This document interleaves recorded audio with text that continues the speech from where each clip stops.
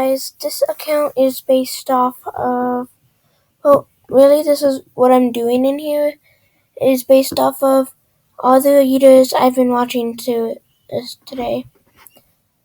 The Lost Narrator,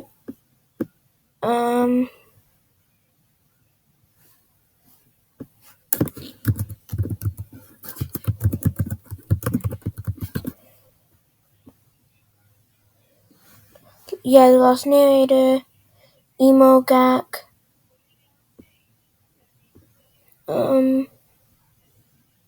mostly those two. So let's go. This is Angel Wings. It's a sad story, and I hope I don't cry when I start getting to the end of it, but I'm gonna start trying to get to the end of the story, so thanks. Please enjoy. How this all happened. Chapter 1. She was on a train to Ponyville from Manhattan. Her parents regretted her decision to leave home, but they knew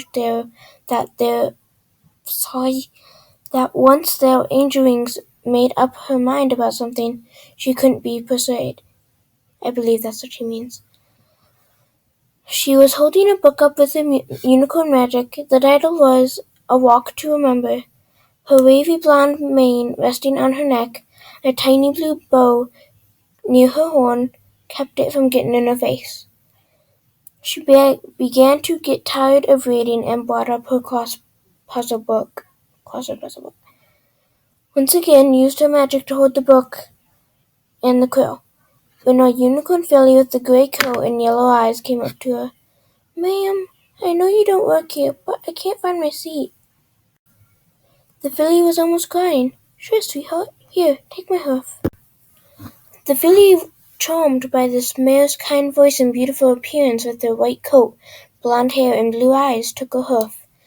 Angel Wings guided her along the car, trying to find the filly's parents. "Excuse me, is this any pony's filly?" she asked every pony in the car. "Oh, Dinky, there you are," said the Pegasus with a gray coat, light blonde hair, and dark eyes, and bubbles for a cutie mark. "Mommy, I missed you so much, Angel Wings." "Fitting. You look like an angel. That's what my parents keep telling me." "Are you moving to Ponyville?" "Yes, how did you know that?"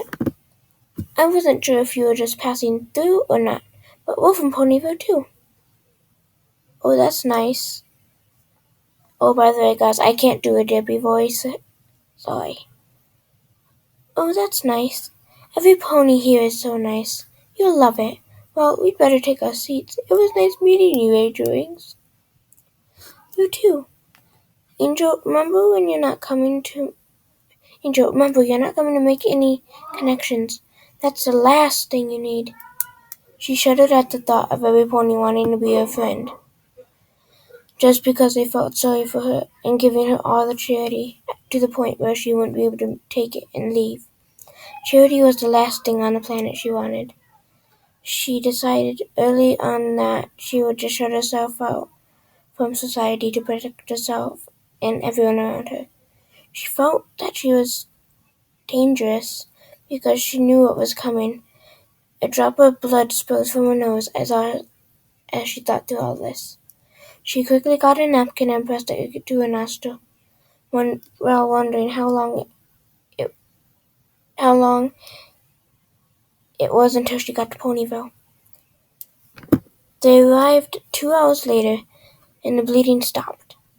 As soon as she got off, she noticed the friendly atmosphere of the town.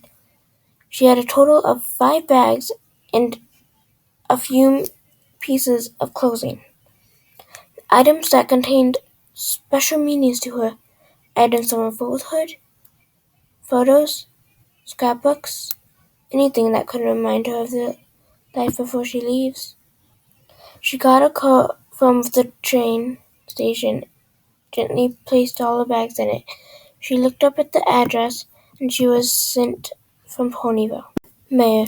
She insisted when she wrote her that she wanted to find a house herself. She didn't mention this. It was because of the fact that she wanted to be as far away from the other ponies as possible. What she told the mayor is that she wanted the challenge of finding the house herself. Plus she would get to see where everything in town was. This part was true. She latched the harness around her waist and headed into town. First impressions of Ponyville. Chapter 2. Angel didn't realize two things by the time she reached the center of town. One, how far her house was from the train station, and two, how heavy the cart was getting. Two factors she should have thought of earlier. The harness around her waist was now slipping to her flanks, and it was irritating her immensely. Even worse, it was stuck on something, and no matter how hard Angel pulled it, it wouldn't budge. The harness then suddenly slipped off her, causing her to tumble in the mud. The mud stained her white coat and blonde hair. She then got up and angered, and cursed the cart, and tried to kick it, but miscalculated her kick and ended up on her back. Her eyes were vengeful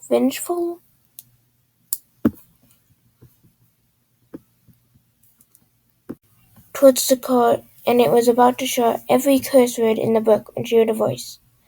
"Oh gosh, are you alright?" She looked over to see a purple unicorn with a dark blue mane with pink and purple stripes in it. Dark blue? I thought it was purple. She told herself just to say that she's fine and tried to move on. "I'm okay," she said, as she got up and shook the mud off. A little bit got on basically Alicorn's coat, which she just simply brushed it off of herself. However you wanted to put it. Angel Chin tried to pull on the harness with her mouth in an attempt to get the cart to budge. But try as she might, it wasn't working. "Do you need help?" the Alicorn asked.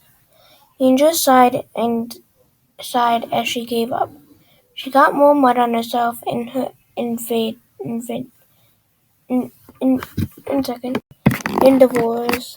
or whatever. Her muscles were aching, and she was probably going to have to put some ice on her flanks when she got home. Some help would be nice. No, you can't accept help.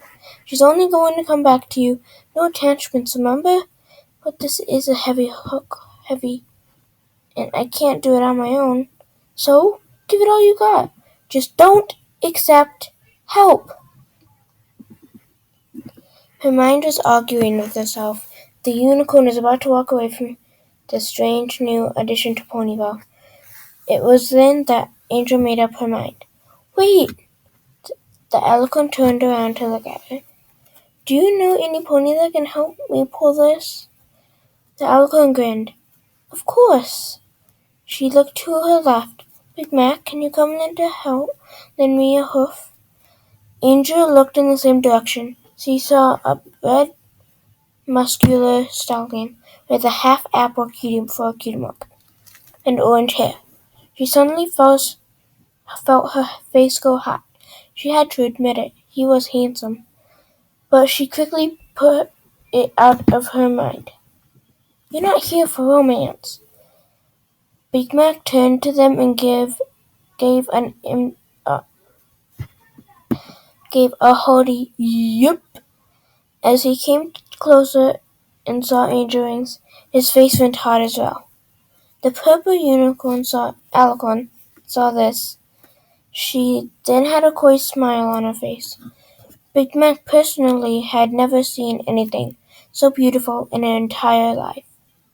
Rarity was pretty, but this unicorn was gorgeous. If she asked him to follow her, he'd follow her anywhere. If she beckoned him into her house, he'd be her slave. He'd do anything for her, just to be near her. Can you help me pull my cart? It's 2 blocks away, but I don't want to overwhelm you." "Big Mac can lift anything. Trust me. Can't you, Big Mac?" He was too mesmerized by the new unicorn to answer. "Big Mac?" He shook his head, snapping himself out of it. Yep."